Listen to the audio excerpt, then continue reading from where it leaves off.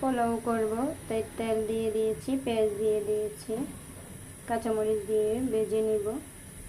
কাঁচামরিচ দিয়ে দিলাম, তারপর চালে পোলাও করব। তা আমি ধুয়ে পানি জড়িয়ে নিয়েছি, একদম ঝরঝরা করে নিয়েছি। এখন পেঁয়াজগুলো একদম লালচা করে ভেজে নিব। পেঁয়াজগুলো লাল লাল হয়ে ভাজা হয়ে গেছে। এবার আমি দিয়ে দিব চালগুলো ভালোভাবে ভেজে নিব।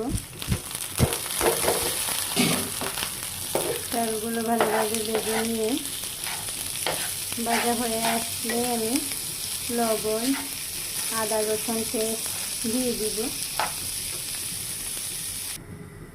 এবার দিয়ে দিব তেজপাতা, দারচিনি, এলাচ, সব কিছু দিয়ে ভালোভাবে একদম লাল লাল করে ভেজে নিব।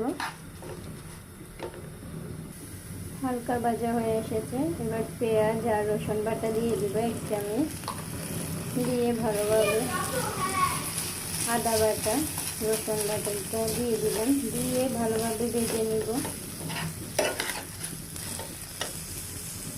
ভাজা হয়ে গেছে, একদম লাল লাল করে ভেজে নিয়েছি।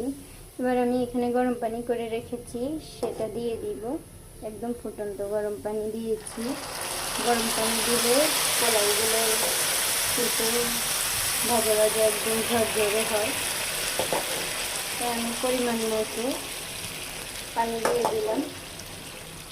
আমি এখানে 1.5 পট চাউল দিয়েছিলাম, তাই এখানে পরিমাণ মতো 4 কাপ পানি ব্যবহার করেছি। পুরো 4 কাপ পানি দিয়েছি, কেন চাল আমার একটু পুরনো দেখে এই জন্য। আর যদি চাল নতুন চাল হয় তাহলে পানি একটু কমই লাগে। তো দিয়ে জাল করে নিব। এবার লবণ দিয়ে দিব, পানি দিয়ে দিলাম, 1 চামচের মতো লবণ দিয়ে দিয়েছি। পরে লাগলে আবার চেয়ে দেখে দিয়ে দিব। এবার আমি ঢাকনা দিয়ে দিব। আমি কিন্তু পানি পরিমাণ মতো দিয়েছি, যার যেমন যতটুকু দেওয়ার প্রয়োজন চাল হিসেবে পানি।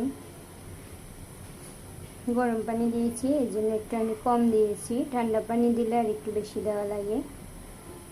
তো ঢাকনা দিয়ে রাখলাম, সিদ্ধ হওয়ার জন্য অপেক্ষা করব। চালগুলো একটু সিদ্ধ হয়েছে কম, তাই এই জন্য আমি আর 1 কাপ গরম পানি দিয়ে দিলাম। দিয়ে আবার ঢাকনা দিয়ে জালটা কমিয়ে দিব। ঢাকনা দিয়ে দিলাম, চুলার আঁচটা একদম কমিয়ে দিব। কমিয়ে দিয়ে